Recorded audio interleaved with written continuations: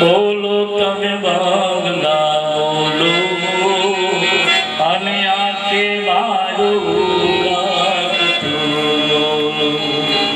મુંબઈની બજારમાંથી નીકળ્યા બંગલા જોયા એટલે કવિને એમ થયું પૂછી જુઓ કે આ બંગલા તો બહુ સારા પણ આમાં બધા રહેનારા કેવા છે. બંગલાએ જવાબ આપ્યો છે મહારાજ બંગલા મોટા છે રહેનારા બધા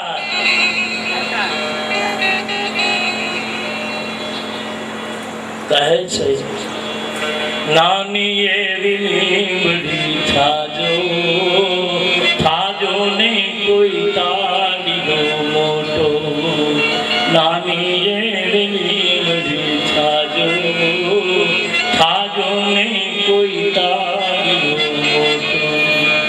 આપણા ગામની નાની લીમડી હોય તો એના છાયા 5 જણા બેસે પણ તાળીઓ બહુ મોટો થાય એનો તાળનો છાયો એના થડને ન આપે આપણને શું આપે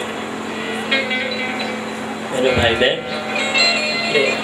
આમાંથી બહાર આવી અંધશ્રદ્ધાઓમાંથી ગામડું બહાર નીકળે. આજનો યુગ ભણેલો ગણેલો યુગ આ બધું નહીં માને. ક્યાં સુધી હું ને તમે પાછળ રહીશું? આજનો યુગ નહીં માને મેરે ભાઈ બહેન. થોડુંક સમજીએ વિચારીએ. નથી હજી ગામડામાં હું જોઉં છું આપણે જોઈ હતી બધા કે હજી ગામડામાં નજર ઉતાર. અમે ભેંસ જોતા હતા ફલાણા બેન આવ્યા ને અમારી ભેંસ વહુ ઉકી ગઈ કાંઈક નાખો.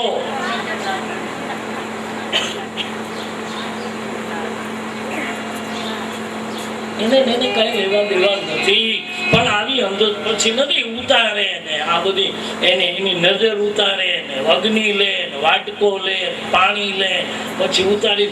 એ બધો વૈજ્ઞાનિક પ્રયોગ છે. તમે અગ્નિ પાણીને એકદમ ઉલટી વાળો એટલે હવાનો ગેસ થાય એ વાટકો ચોંટી જાય નજર ન હોય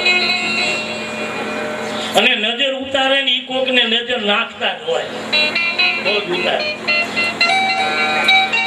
બહાર નીકળ્યું.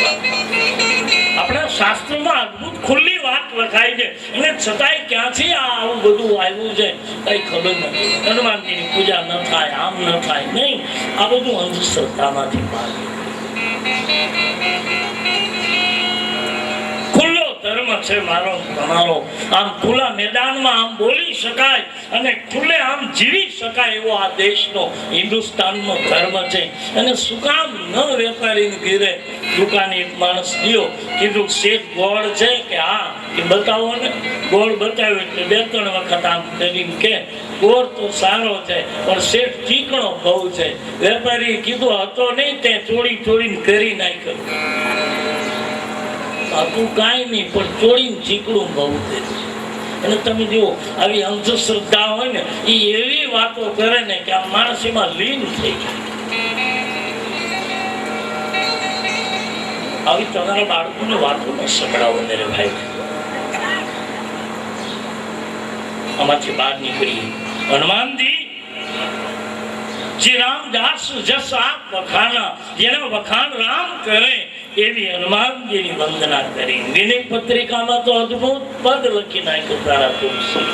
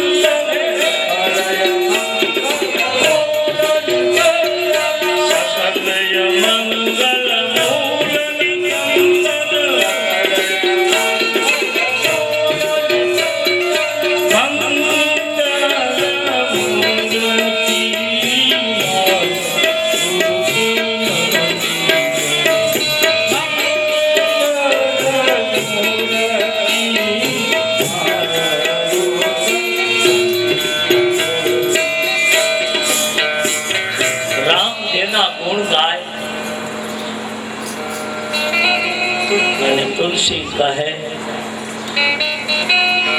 જે રોતાને છાનો રાખી શકે કોઈ દિવસ રોવે બાપ. મારે એક પ્રસંગ થઈ કથાના વિરામ તરફ લઈ જાય છે. આપણે પ્રસંગ કદાચ હનુમાનજી માટેનો સાંભળ્યો હોય. કોઈ પણ હનુમાનજીના મંદિર તમે જુઓ તેના મંદિર ઉપર ચારે દિશાઓમાં 4 વાંદરાઓ પ્રતીક હોય. એ ચારેય વાંદરાઓના પ્રતીકના તમે દ્રશ્યો જોજો. ક્યાંય આમ બેઠા છે, ક્યાંય આમ બેઠા છે, ક્યાંય આમ બેઠા છે, ક્યાંય આમ બેઠા. મંદિરના ચારે હનુમાનજીના મંદિરના ચારે ખૂણા ઉપર આ 4 પ્રતીક છે હનુમાનજીના મંદિર. શું કામ? એક પ્રસંગ ટૂંકમાં.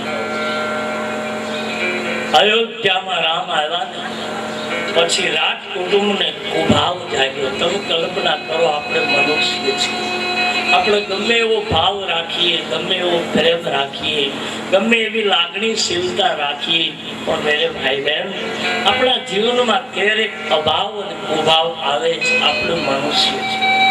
નદી ઘણાની આપણે લાખ સેવા કરી, એના માટે તૂટી જતા હોઈએ અને છતાંય આપણને જસ જ ન આપેલો.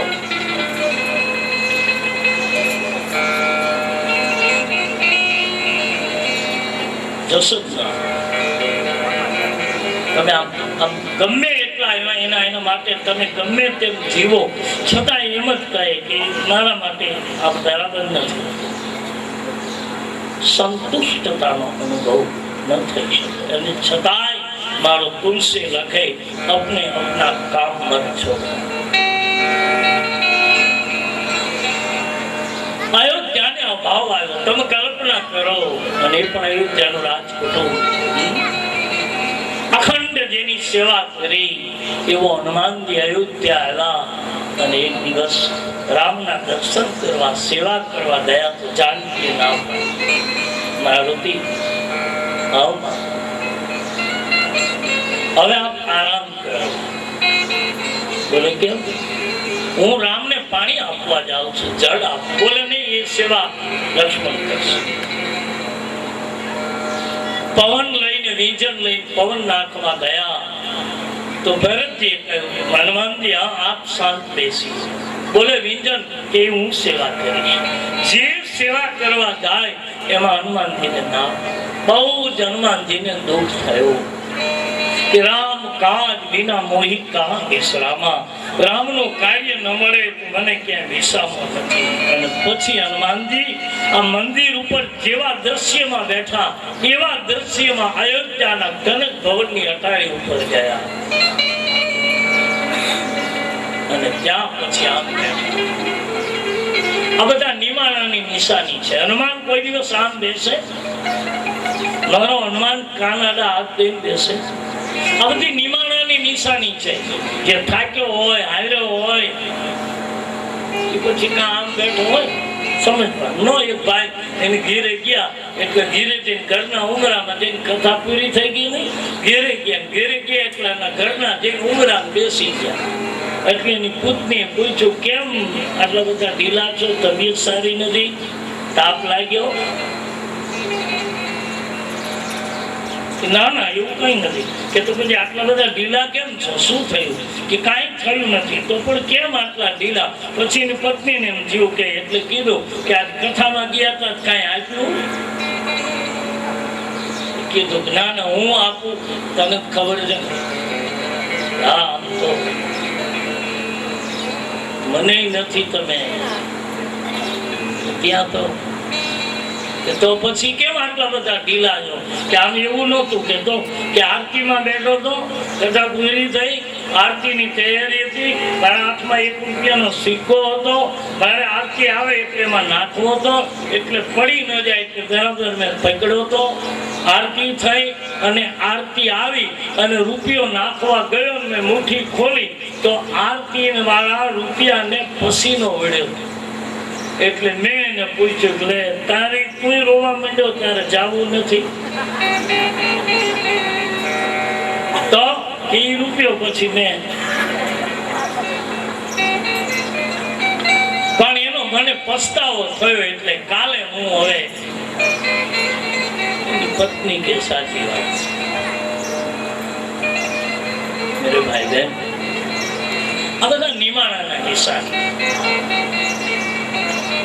ઘણા નિમાણા થઈને બેસે એક વસ્તુ સમજી લેજો રામાયણના આધારે બોલું ક્યારે હસતા ન હોય ને હસવા માંડે ને એટલે સમજવાનું કાને કઈક ગરજ છે ક્યારે રોવે નહીં રોવા માંડે આ બધા રાવણના લક્ષણો જે આમાં રામાયણમાં લખ્યું છે કે રાવણ કોઈ દી રોયો નહોતો પણ જિંદગીમાં એકવાર રોયો ને ત્યારે મંદોદરી રાજી બહુ થયા કે આજ મારો પતિ રડ્યો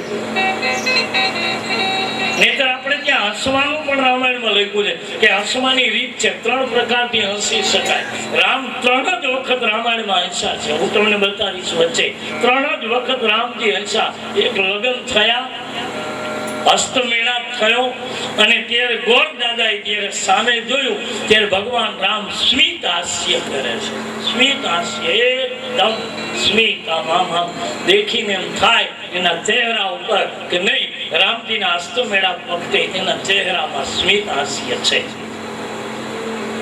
સહેજ મર્યાદા પણ જળવાઈ ગઈ સસરાના ગામમાં બેઠા છે એટલે ઇજ્જત પણ જળવાઈ ગઈ અને સ્મિત હાસ્ય એટલું અદ્ભુત કર્યું કે સ્મિત હાસ્યમાં બ્રહ્માજી પણ ડોલી ગયા વૈકુંઠ રામાયણમાં કે બ્રહ્માએ શંકરને એમ કીધું કે આવડો મોટો વિવાહ થાય છે આમાં કેમ મારું બનાવેલું કાંઈ દેખાતું નથી હું સૃષ્ટિનો કરતા કરતા ભરતા મારું બનાવેલું કેમ કાંઈ નહીં પછી શંકરે બહુ સુંદર જવાબ આપ્યો સાંભળો બ્રહ્માજી એક સંસારના ઘરમાં બાળક રમતું હતું તે બાળક રમતું હતું એમાં ઓચિંતાનો ધડામ દઈને અવાજ આવ્યો એટલે એની મમ્મીને એમ થયું છોકરાના માથે કંઈક પડ્યું એટલે રસોઈ ઘરમાંથી દોડી અને જઈને જોયું તો હતું કાંઈ નહીં દરવાજો તેજુરીનો ખુલી ગયેલો અને એમાંથી બધું પડ્યું અને એમાંથી એના બંનેનો લગ્નનો આલ્બમ પડેલો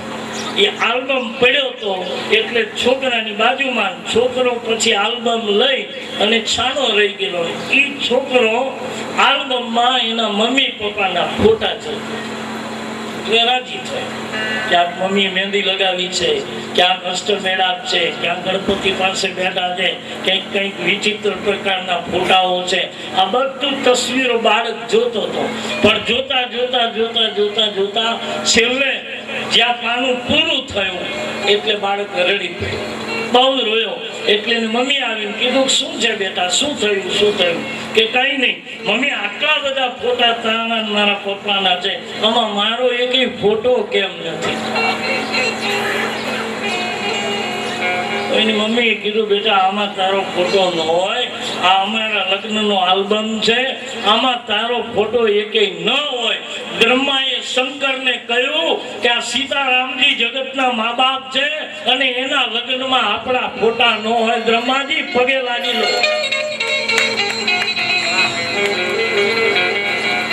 અમુક સમયે આપણી કૃતિઓ ન હોય મેરે ભાઈ બહેન એવી કૃતિઓની રાહ ન જોવાય એ તો બધા ડિસ્ટન્સ છે ક્યાં સુધી રાહ જોઈશું મેરે ભાઈ બહેન હનુમાનજીના ઉપર આ વસ્તુ બની આખરે મારો હનુમાન નિરાશ ન થાય અયોધ્યાની અટારી તો રોવે અને જેથી રામનો બાપ તેની આંખમાં આંસુ આવે તેથી સુતેલો ભગવાન કોઈ દિવસ હસી ન શકે અયોધ્યાના રાજમહેલના સુખના હિંડોળા ઉપર સૂતો રાઘવ રામજી જાગી ગયા વૈદેહી હા પ્રભુ આ એ પુત્ર હા શું છે કે બોલે મને જાનકી ઊંઘ નથી આવતી મહારાજ હા અને મેરે ભાઈ બહેન હજી તો જાનકી પરણી આવ્યા હતા અને આ ઘટના ઘટી મારો તુલસી લખે કે આવી મુસીબત પડી ત્યારે જાનકીને ક્યાં જવું તેદી સાસુ યાદ આવે જેથી બે જણા એકલા હોય અને કસોટી આવે તેદી યાદ આવે જે પતિએ જેને ખોળામાં મોટો કર્યો છે એ પતિની માં તે દિવસે યાદ આવે અને તેથી અમારી જાનકી કહ્યું પ્રભુ હમણાં આવી અને જે પલંગ પીઠ તજી ગોદ હિંડોરા જે અંજવાણામાંથી અંધારે ગઈ નહોતી એ જાનકી કનક ભવનમાંથી આવ્યું ત્યાંની ભરી બજારમાં નીકળી બહાર મોડી રાત્રિએ કૌશલ્યામાં પાસે આવી માએ કહ્યું બેટા આટલી મોડી રાત્રિએ બાપ દીકરી જાનકી શું છે જાનકી રડી પડ્યા માં આવો ને કેમ કે આર્ય પુત્રને ઊંઘ નથી આવતી શું થયું મારા રાઘવને અને માં છે બાપ મોઢે બોલું માં સાથે નાનપ સાંભળે એ મોટપની મજા પછી મને કડવી લાગે મારી માં મરી મળતું પડ્યું ફૂલ ચડવા દે ને થોડી ગયું ઠાકરા આવી માં અને જ્યાં માં આવી રાઘવના માથા ઉપર હાથ ફેરવો સો જાય બેટા રાઘવ શું છે બા કઈ નહીં માં મારી અયોધ્યામાં કોઈ મારા માટે રડે છે કોને આફત આવી કે ખબર નહીં માં તું જાને માં મધ્યરાત્રિ માં અટારી ઉપર જાય જ્યાં ઉપર ગયા ત્યાં મારો ગદા વાળો બેઠો છે બાપ એ રામને છાનો રાખી શકે એકલો તેદી રોતો તો માં કૌશલ્યાએ આવીને કહ્યું હે હનુમાન બાપ અમારા કુળની 71 પેઢી તારા ઋણમાંથી મુક્ત ન થાય અને મારા બાપ તો અયોધ્યાની અટારી ઉપર રોવે છે આ અયોધ્યાનો તારે વિનાશ કરવો છે બોલે હા માં વિનાશ નહીં તો હવે મારે મારી માં અંતની પાસે જવું છે માં આ અયોધ્યામાં જો મને હવે જોઈ લોકો દૂર થતા હોય તો માં મારું રહેવું કોઈને ગમતું નથી અને જે કુટુંબમાં આપણું રહેવું ગમે નહીં ને એની મેરે ભાઈ બહેન મારા તમારા ઈષ્ટની યાદ કરી અને એના ખોળે જઈને આંસુ પાડી લેજો તેને કહેશો નહીં ઉગારે તેદી આ બેઠી ઉગારે બીજો નહીં આવે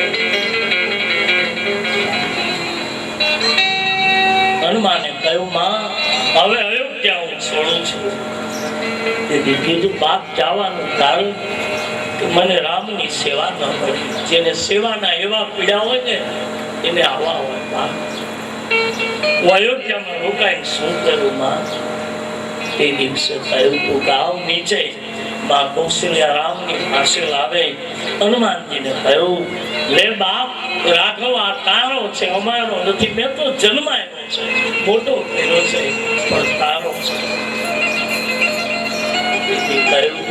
હનુમાનજી કે માં મને કઈક સેવા મળે તેથી બહુ સુંદર કહ્યું તું રાઘવે કે ગદા વાળા બાપ અમારી 71 પેઢી તારા ઋણમાંથી નહીં ચૂકે પણ કલી કાળમાં જ્યાં ભગવત કથા હાલતી હશે એની અખંડ સેવા તને આપું છું એટલે કોઈ પણ ભગવત કથાનો સેવક છે મારો હનુમાન નવો પવન કુમાર કલબલ પાવક જાન જાસ વિદયા બસઈ સિર જાન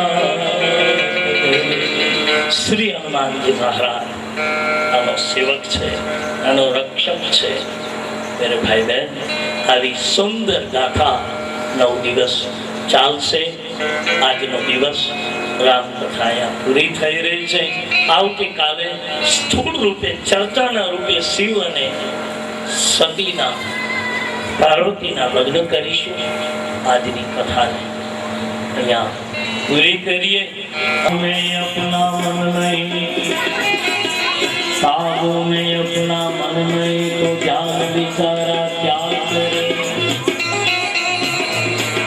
काबू में अपना मन नहीं तो ज्ञान विचारा क्या करे अरे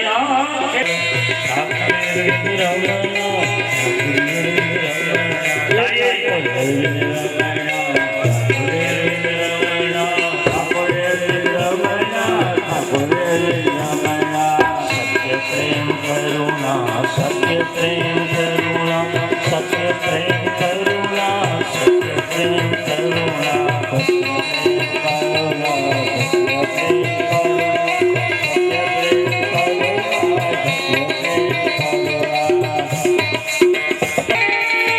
अरे ना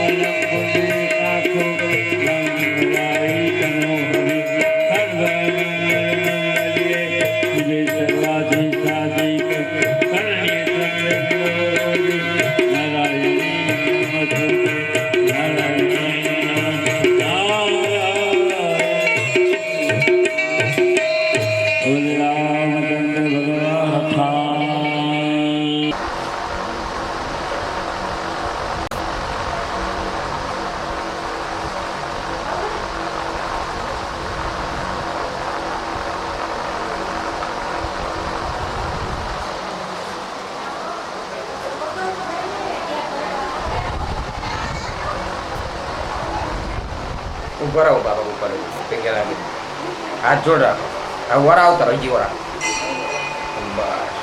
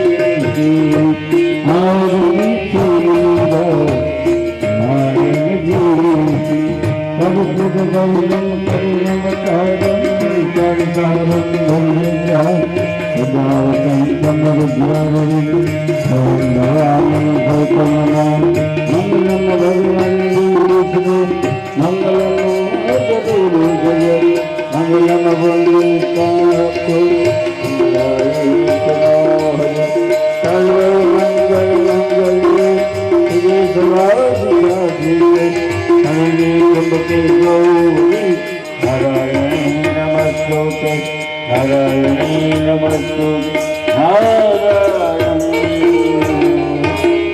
રામાય ભગો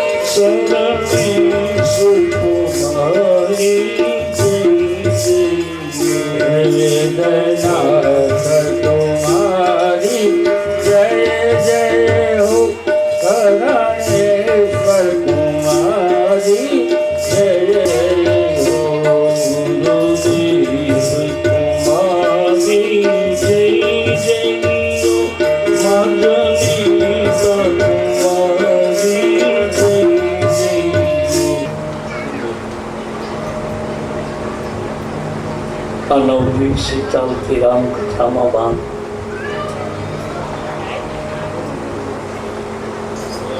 ગઈકાલે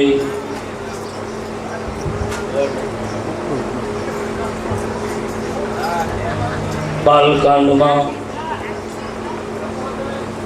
શ્રી ભરદ્વાજી ઋષિ નો પ્રસંગ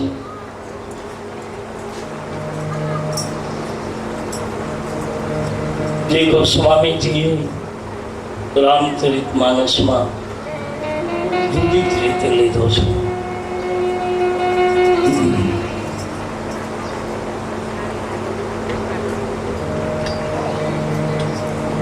આજ રામકથામાં ઉપસ્થિત સૌ શ્રોતા ભાઈ બહેનો, બહારગામથી ધરાવેલા મહેમાન મહાનુભાવો,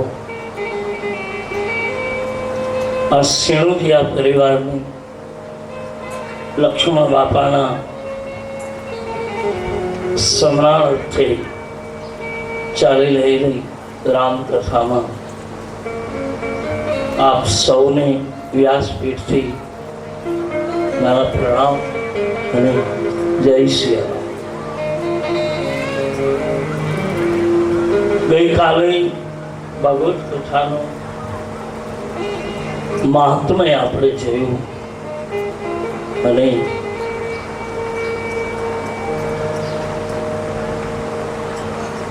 આ કથા શું છે એનો મહિમા આપણે જોયો. ચાર ઘાટ ઉપર ચાલી રહેલી આ અદ્ભુત રામચરિત્ર માનસ છે. હાલો હાલો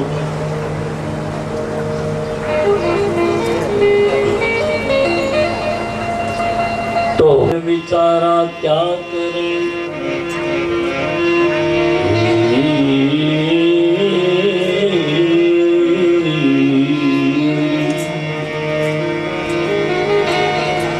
काबू में अपना मन नहीं तो जान बेचारा क्या करे। अरे आंखें न करे दीदार तो उसमें भगवान भी क्या करे। पश्य में पार्थ रूपाणि सतोहं सहस्त्रहनम् नानाविधानि दिव्यानि नानावर्णाकृतिहं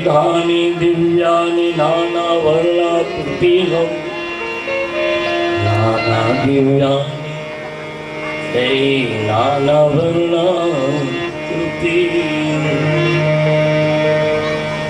આ કથા કર્મની ભૂમિકા ઉપરથી હવે મંડાય છે।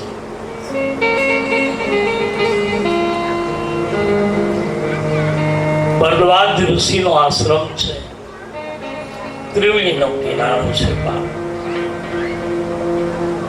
ભરદ્વાજીનો થોડો તુલસી પરિચય આપ્યો। સંત કોણ ગઈકાલે પણ મેં કહ્યું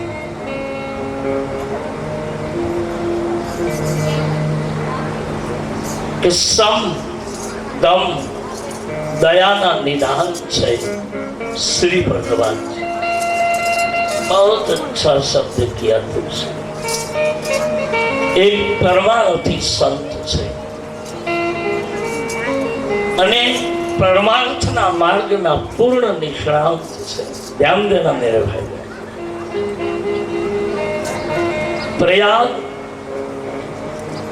એ હાલતો ચાલતો એક ત્રિવેણી સંગમ છે, જ્યાં અક્ષયવટ છે, જ્યાં માધવ પ્રભુની સ્થાપના થઈ છે। આજે તમે જાઓ હજી પણ એ જ વડ અક્ષય ઉભો છે।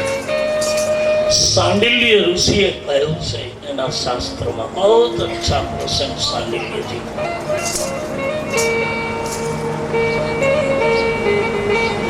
ऋषि सांडिल्य एक वक्त त्रिवेणी ने किनारे माधव प्रभु ની પૂજા કરી બેઠા છે।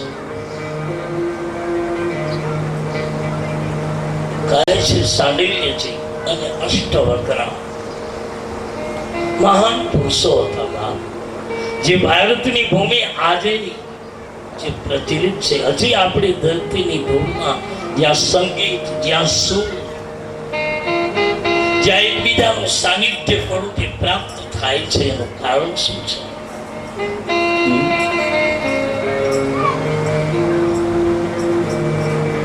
પૂછે सांडिल्य ऋषि।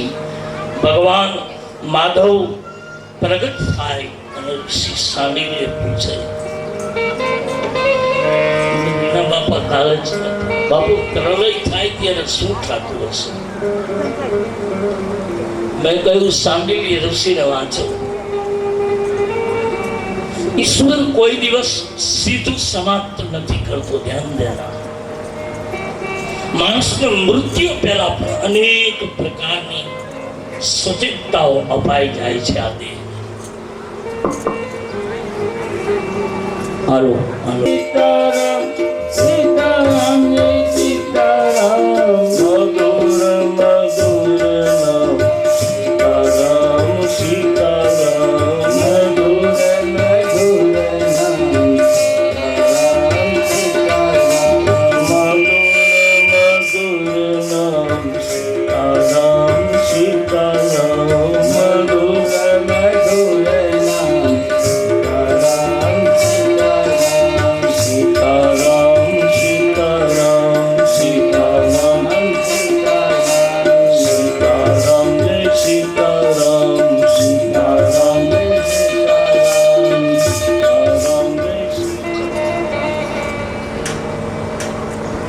વિચાર કરે છે કે આ પૃથ્વીનો પ્રલય કેમ થાય? આ ત્રિવેણીનો જે અક્ષય વટ છે આજે ચાલતો છે। અક્ષોણિક અને અક્ષય વટ કહે છે કૈલાસના માન સરોવરમાં વિશ્વાસી વટ છે, જે ભગવાન શિવ અને પાર્વતી અખંડ હરિસ્મરણ કરે છે, જેને વિશ્વાસી વડ કહે છે। ત્રિવેણીને કિનારે અક્ષય વટ છે, જેનો ક્ષય નથી. કહે છે પ્રલય કાળે પણ એ અક્ષય વટ જતો નથી. પછી ઋષિરાજ સાંડિલ્યની ઈચ્છા થાય અને ભગવાનને કહે કે મારે પૂરી પૃથ્વીનો પ્રલય અને મનુષ્યના મૃત્યુની નિશાની જોઈ છે. ઘણા લોકો કહે ને કે માણસ નહીં, ઈશ્વરના આદેશ વિના સીધું મૃત્યુ કોઈનું થતું નથી, અસંભવ છે. ભલે આજના ગમે તેવા રોગ હોય, બાકી શાસ્ત્રો ના પાડે છે.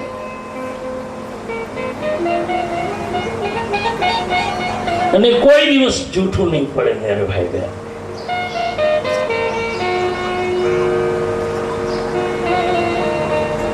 આપણે ત્યાં લખ્યું છે માણસના મરણ પહેલા બહુ જ નિશાનીઓ એના દેહ ઉપર હોય છે, અને જેથી કરી આજનું વિજ્ઞાન પણ એને કબૂલ કરે છે કે હા, શરીર ઉપર એની બહુ. અયોધ્યાના સમ્રાટ લઈ લો, પછી હા, કરણી કર્મ વસ્તુ જુદી છે, બાકી લઈ લો મહાભારતના વિદુરનું મૃત્યુ લઈ લો.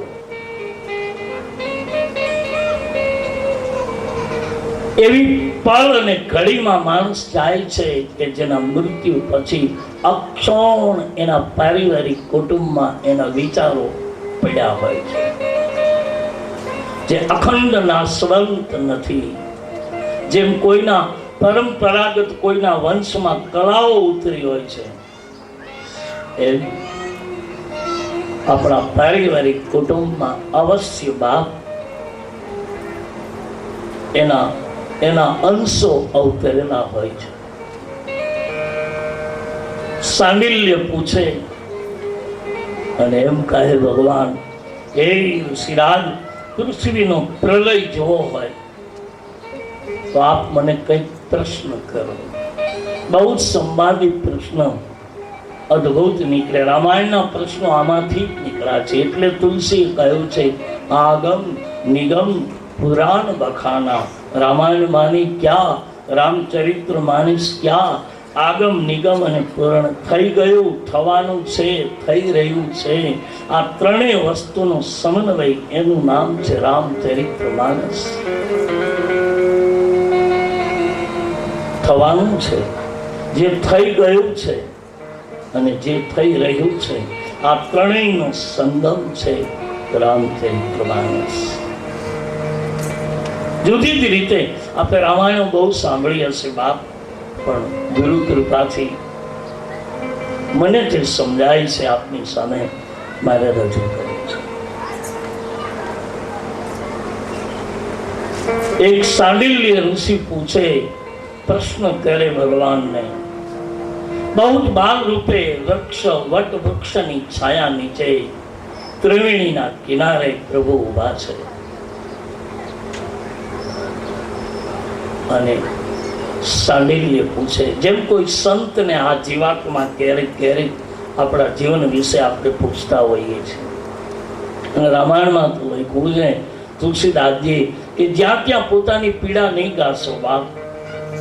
જે દિવસે પીડા ગાવાની હોય, જેથી સમર્થ સદગુરુ મળે, તેથી પછી આ ખાલી થઈ જાતો, પછી કઈ રાખશો નહીં. કારણ કે સુખ અને દુઃખ બંને વસ્તુ કહેજો.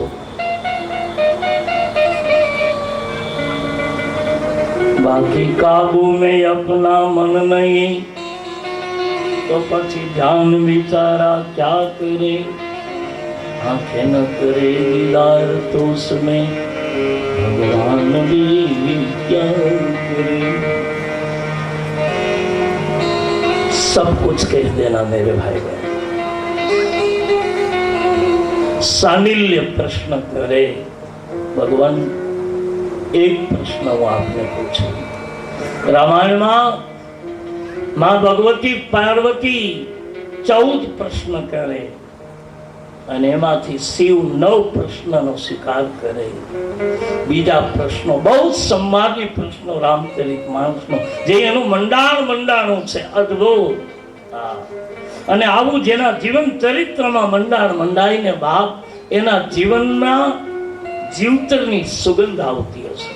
તમને ખબર છે, જન્મેલું બાળક 1 મહિનાનું 2 મહિનાનું બાળક એની મા પાસેથી લઈ લો ને તો બાળક આપણી ગોદમાં રડતું હશે, પણ એ રડતા બાળકને, એ 2 મહિનાના બાળકને, 60 દિવસના બાળકને તમે એની માની ગોદમાં આપો એટલે ચૂપ થઈ જાય.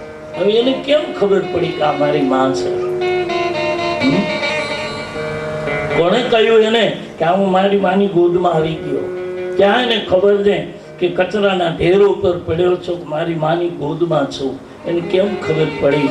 પણ શાસ્ત્રકાર કહે છે એ પ્રસૂતાની પીડા ભોગવેલી માની, જેને આપણે દુર્ગંધ કહી છે, એ પ્રસૂતાની પીડાની દુર્ગંધ એ જન્મેલા બાળકને સુગંધ આપે છે.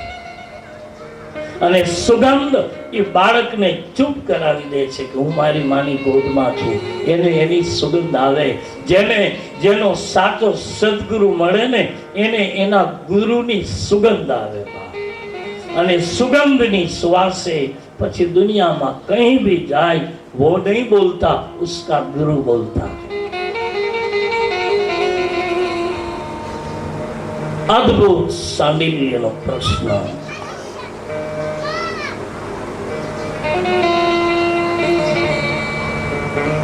કારણ કે રામચરિતમાનસના આરંભમાં તુલસીદાસજીએ શિવ પુરાણ લખ્યું છે. રામકથા તો પછી આવી, પહેલી શિવ કથા આવી. અને શિવ કથાની સાથે આ બહુ જ પ્રલય કાળની વાત સાંડિલ્ય ઋષિ એક પ્રશ્ન કરે ભગવાનને. આપે જોયું છે બાપ કે એક પીપળાના પાનમાં નાનું બાળક સૂતું હોય, એના મોઢામાં પગનો અંગૂઠો હોય, એ સાંડિલ્ય ઋષિનો પરમ ઈશ્વર છે. અને ઋષિરાજ સાંડિલ્ય પૂછે છે, ભગવાન હા બાપ, જેમ સાંખ્ય શાસ્ત્રમાં કપિલ મુનિને માતા દેવહૂતિ પૂછે, અદ્ભુત પ્રશ્નો. દેવહૂતિએ ભાગવતજીમાં કેવા અદ્ભુત પ્રશ્નો કર્યા દીકરાને, અને કપિલ એના જવાબ આપે. બોલતા બોલતા બોલતા છેલ્લે કપિલે એટલું કહી દીધું, એ માં તે મને પ્રશ્નો તો બહુ સુંદર પૂછ્યા, એનો જવાબ પણ આપ્યો, પણ માં તું જનેતા છો ને, એટલે બીજું શું કહું? મારા પ્રશ્નો તો માં તારી ગોદમાંથી, તારી મુખમાંથી નીકળ્યા છે, બીજો ઉત્તર તો શું આપું તને? પણ એ માં તારી ગોદમાં બેસી મોટો થયો છું, એટલે એક વાત માં મને તારી બહુ જ ગમી છે. બોલે કઈ?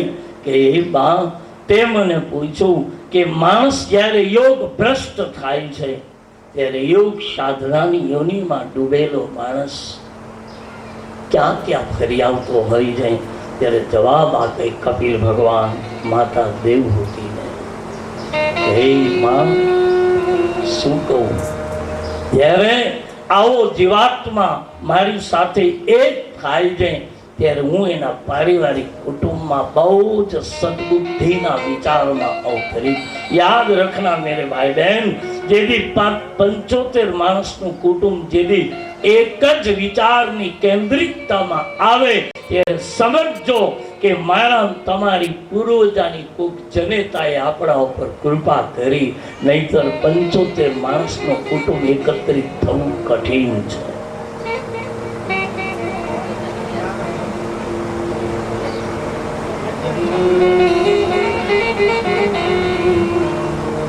બાપ ભગવાન દેવહૂતિને જવાબ આપે છે. આ બાજુ સાંડિલ્ય ઋષિ કહે છે અને જવાબ ભગવાન આપે છે. સાંડિલ્યે પૂછ્યું છે, ભગવાન હા પેલો વડલો કે પછી બીજ? આ પ્રશ્ન કે જો વડ જ નહોતો તો પછી બીજ ક્યાંથી આવ્યું, અને બીજ જ નહોતું તો પછી વડ ક્યાંથી પ્રગટ્યો? આ હજી સમજાતું નથી. આજે બહુ જ પ્રાસંગિક પ્રશ્ન આજે આજ ઊભો છે. આજે આપણે એનો નિચોડ હજી આજનું વિજ્ઞાન પણ નથી આપી શક્યું કે પેલું કયું. જો વડ જ નહોતો બીજ ક્યાંથી પ્રગટ્યું? અને બીજ હતું નહીં તો વડ પ્રગટ્યો ક્યાંથી? બહુ જ સુંદર સાંડિલ્ય ઋષિ એનો જવાબ આપે, અદ્ભુત. સાંડિલ્ય કહ્યું છે, સાંડિલ્ય ઋષિને ભગવાન કહે છે, ઋષિરાજ બેઠીએ આ વડના છાંયે જ બેસીએ, વડના છાંયે બેસી અને ભગવાન પ્રલય કાળ બતાવે છે. અને પ્રલય કાળમાં પૂરી પૃથ્વીને, સમુદ્રને આદેશ કરે છે ભગવાન, અને કહે છે ધીમે ધીમે ધીમે જે સમુદ્ર એની માજા ન છોડે એ સમુદ્ર પ્રલય કાળના વખતે ધીમે ધીમે ધીમે સમુદ્રની મર્યાદાઓ પણ સમુદ્ર રડતો રડતો નીકળે છે. કારણ કે પૃથ્વીના તમામ જીવોને સમાપ્ત કરવા છે. અને નીકળો સમુદ્ર. એક ભાગની ધરતી 3 ભાગમાં ઘેરાયેલો સમુદ્ર ચારેય તરફથી પૃથ્વીની ઘેરી છે. એવા સમયે સાંડિલ્ય ઋષિ કહે છે,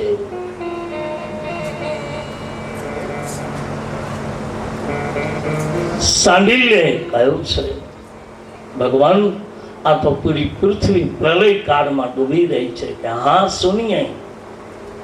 અને ઘટના ઘટે ધીમે ધીમે ધીમે ધીમે પૃથ્વીમાં જ્યારે પ્રલય કાળનો આરંભ થાય છે ત્યારે બાપ પેલું બહુ જ ઓછું પાણી પૃથ્વી ઉપર આવે સમુદ્રનું, પણ જ્યારે પ્રલયનો પ્રબળતા થાય ત્યારે કહે છે 100 ફૂટ પાણી આવે છે સમુદ્રમાં. 100. અને પછી ધીમે ધીમે સ્થાવર જંગમ કોઈ પણ ને પ્રલય કાળના વખતે શાસ્ત્રકાર કહે પૃથ્વીના પ્રલય કાળના વખતે કોઈ પણનો એક પણ ચીકિયારીનો અવાજ નથી સંભળાતો. નહીતર આપણે ભૂકંપ આવે તો આમ ચીસો પાડીએ, હવાના ઝોકા બહુ આવે તો આપણે ચીસો પાડીએ, પણ પ્રલય કાળે બિલકુલ નીરવ શાંત વાતાવરણ થઈ જાય. કારણ કે બધા શબ્દ થઈ જાય છે કે આ ઘટના શું ઘટી રહી છે કોઈને ખબર નથી હોતી. ભયંકર કાળ. સાંડિલ્ય બેઠા છે, ભગવાને આ ક્રિયા કરી, જગતનો પ્રલય બતાવ્યો. મૂળ મારે રામકથા કરી છે, પણ પકડી રાખજો આ એનો પાયો કુંડું છું. અને રામકથામાં શિવ ચરિત્ર કેવું છે, પણ જેનો પાયો મજબૂત કરું છું. કારણ કે જે મંદિરના પાયા મજબૂત છે આજે અખંડ ઉભા છે. હજારો વખત સોમનાથ ઉપર ચડાયો થઈ પણ એની કાંકરી હલી નહીં. એનું કારણ છે એના પાયામાં સત્ય, પ્રેમ અને કરુણા ગરબાયેલા છે. સાંડિલ્યને બતાવ્યું છે અને પ્રલય કાળ આવ્યો. ભયંકર પ્રલય કાળમાં બધું ડૂબ્યું, કાંઈ રહ્યું નહીં. પછી સાંડિલ્ય જળમાં બેઠા છે, ભગવાન પણ સામે બેઠા, હજારો ફૂટ એના ઉપર જળ છે. સાંડિલ્ય ઋષિ પૂછે છે ભગવાન હવે તો આમાં કંઈ સમજાતું નથી, પૃથ્વીનો પ્રલય થઈ ચૂક્યો છે, બધે જળબંબાકાર કયો છે. હવે મહારાજ મારા ઉત્તરનો જવાબ આપો કે વડલો પહેલા કે બીજ પહેલા? ત્યારે ભગવાને કહ્યું છે સાંડિલ્ય ઋષિ મારા ડાબા હાથ ઉપર આપ પ્રવેશ કરો. ભગવાન ડાબા હાથ ઉપર સાંડિલ્ય ઋષિને બેસાડે છે, પૃથ્વીના જળના સ્તર ઉપર લાવે છે. ઉપર લાવી અને પૂરી પૃથ્વીનો જળબંબાકાર બતાવ્યો છે. અને પછી કહે છે બોલે હવે આમાં કઈ દેખાય છે? મહારાજ જળ સિવાય કઈ દેખાતું નથી. ભગવાન પૂછે છે ઋષિરાજ હું દેખાઉં છું કે હા પ્રભુ આપ તો પ્રત્યક્ષ છો ને, દેખાઉં છું. કે સુનિય મહારાજ આ પૂરી પૃથ્વીમાં જે જળબંબાકાર થયો છે એ જળમાં કઈ દેખાય છે કે? બોલે નહીં મહારાજ, જળ એની તરંગ કહીએ તો ભિન્ન ને ભિન્ન, એની તરંગો સિવાય કઈ દેખાતું નથી પ્રભુ. પછી બહુ જ સૂક્ષ્મ દ્રષ્ટિ આપે સાંડિલ્ય ઋષિને અને ભગવાને કહ્યું કે સમુદ્રના મધ્ય ભાગમાં દ્રષ્ટિ કરો મહારાજ. સમુદ્રના મધ્ય ભાગમાં દ્રષ્ટિ કરી તો ત્યાં એક બહુ જ નાનું એવું શિશુ બાળક, તાજું તરોજું જન્મેલું બાળક, એક પગનો અંગૂઠો એના મુખમાં અને પીપળાના પાંદ ઉપર તરે છે બાળક. આજે તમે જુઓ બધા જ પાંદ બિલકુલ પવન ન હોય તો સ્થિર થઈ જાય, પણ પીપળાનો પાન સતત ચાલ્યા કરે, પવન હોય યા તો ન હોય. દેખ લેના પીપલ કો. રામાયણમાં લખ્યું છે ઉત્તરકાંડમાં, પીપળ પાન તરુતર ધ્યાના બટકર હરિ કથા સુનંતા. ભગવાને ગીતામાં કહ્યું છે અર્જુન, વૃક્ષમાં પીપળો હું છું, મનુષ્યના દેહમાં મન હું છું, પશુઓમાં સિંહ હું છું. આવું બધું ગીતામાં પણ કૃષ્ણએ, મૂળ બધા જ શાસ્ત્રો કરોડિયાની ઝાડની જેમ છે, એકને સ્પર્શ કરો એટલે આખી ઝાડ હલે, એમ તમામ શાસ્ત્રો જોડાયેલા. એને બિલગ ન કરો કે અમે રામાયણ વાંચીને અમને બહુ મહાભારતમાં રસ નહીં, અમને તો ભાગવત પ્રિય, અમને રામાયણ પ્રિય નહીં. તત્વ તો એક જ ઝાડામાં બધા. બહુ જ રામાનંદાચાર્યજી મહારાજ થયા, જેની પરંપરા રામાવત સંતની સાધુની ચાલી આવે છે. એ રામાનંદાચાર્યજી મહારાજ એમ કહેતા પોતાના શાસ્ત્રમાં, ત્યારે બહુ જ મહાન સંત એણે કહ્યું, મારી પરંપરાને સમજાવવા માટે એને બહુ સ્પષ્ટીકરણ કર્યું છે કે એક દુનિયાનો પથ્થર ઉઠાવો ને બાપ, તો એ પથ્થરનું નામ, બીજું નામ છે પથ્થર, પણ પહેલું નામ છે પથ્થરનું ઈશ્વર. દુનિયાની તમામ સ્થૂળ ચીજ ઈશ્વર તત્વ છે. કોઈને પરાયા નહીં ગણશો. સાંડિલ્યજીને ભગવાન કહે, અને એ પીપળાના પાંદ ઉપર જ્યારે ભગવાનને જોયા અને પછી પૂછે કે મહારાજ, હજી મેં પ્રશ્ન કર્યો એનો જવાબ ન મળ્યો. બોલે કેમ? કે તો પ્રલય જોયો, તમને જોયા, પીપળાનું પાન જોયું, પણ મહારાજ વડલો પહેલો કે બીજ પહેલું, એનું શું? બહુ સંવાદી સૂત્ર બોલ્યા. પછી ભગવાન જવાબ આપે છે કે હે બાપ સાંડિલ્ય, મારે કહેવું ન જોઈએ, કારણ કે અમુક વસ્તુ ભગવાન પણ મર્યાદિત રહી અને સંસારમાં ગુપ્ત રાખે છે. શું કહું ભગવાન માટે, ઈશ્વર માટે શું કહું? યાદ રાખજો, મંદિરમાં બેઠેલો હરિ છે જ, પણ કદાચ આપણને મળે તો એની કૃપા વિના એને ઓળખવો કઠિન છે. એનું ભજન કરી, એનું મેં ગઈકાલે કહ્યું હતું, મા ભગવતીઓની પૂજા કરો, આનંદ કરો, પણ જગતમાં જન્મ આપલેલી જનેતા જો ટુકડા વિના બેઠી હોય તો મંદિરમાં બેઠેલી માં માનશે નહીં. સગી માં રોટલા વગર બેઠી હોય, મંદિરમાં જઈને કઈક જયો જયો માં જગદંબા, મારું મન તો ના પાડે કે ન માને. એમ કે તારો ધૂપ ને દીવો લઈને તારી માને આરતી ઉતારે. માં સમજાતું નથી. આપણે દેવ, ઈશ્વર, મંદિર, પૂજા આ બધું કરવું જ જોઈએ, પણ હું અને તમારો જે ગીતામાં કયો છે ન્યાય ધર્મ કેમ ચૂકી જાય છે એ નથી સમજાતું. તમે મારા દેશની બેન બેટી પાતિવ્રત્ય ધર્મ ચૂકી જાય પછી ગમે એટલે મંદિરમાં માળા કરે તો એ શું કામ નહીં, નથી સમજાતું. તમે કથામાં આવો ને એમ કહો કે લોકો સાંજની ભાખરી ચા પડ્યો છે, જમી લેજો ને, અમે જાય છે કથામાં. તો મને નથી લાગતું તમારી કથા પહોંચી કહેવાય. તમે પહોંચી ગયા પાકું, કથા નથી પહોંચી. એ તમે કથા સાંભળવા નથી આવ્યા. મેરે ભાઈ બહેન, મેં 100 કથાઓમાં બહુ ભીડ જોઈ છે. હું ભીડનો આદમી નથી. ત્યારે કોઈ પણ વસ્તુમાં હું અને તમે જ્યારે આપણો નિજી ધર્મ છોડીને પ્રવેશ કરીએ તો શાસ્ત્રકાર ના પાડે છે કે શાસ્ત્રની સેવા અને ધર્મ પણ મને તમને વિપરીત દિશામાં લઈ જાય. ઘણા પૂછે કથાની અસર કેમ ન થાય, આમાં કેમ થાય? તો ઘર ઉપર લખ્યું પિતૃ કૃપા. પૂછો પિતા ક્યાં છે? કે વૃદ્ધાશ્રમમાં. નિજી ધર્મ હું અને તમે પાડીએ. આ બધું આપણે કરવાનું છે, કરતા આવ્યા છીએ, કરતા રહીશું. પણ છતાંય નિજી ધર્મ ચૂકાઈ જશે તો મને નથી લાગતું બાપ કે હું અને તમે આ અમારું ગાયેલું એમાં હું તમારી સાથે છું. હા, એવું નહીં વિચારશો કોઈ કે અમને કે નહીં, અમારો પહેલો ધર્મ છે, આપ તો પછી. જેને સમાજે કંઈક ઉત્તિષ્ઠ તળી ગીતાના વેદના ન્યાયે જેને કંઈક પદવી આપી, સમાજ જેની પાસેથી કંઈક સ્વીકારવા ઈચ્છી રહ્યો છે, એનો પહેલો ધર્મ મારા દેશનો સાધુ અને બ્રાહ્મણ તો નિજી ધર્મ પહેલો પાડે, પછી જેનો કોઈના ઘરના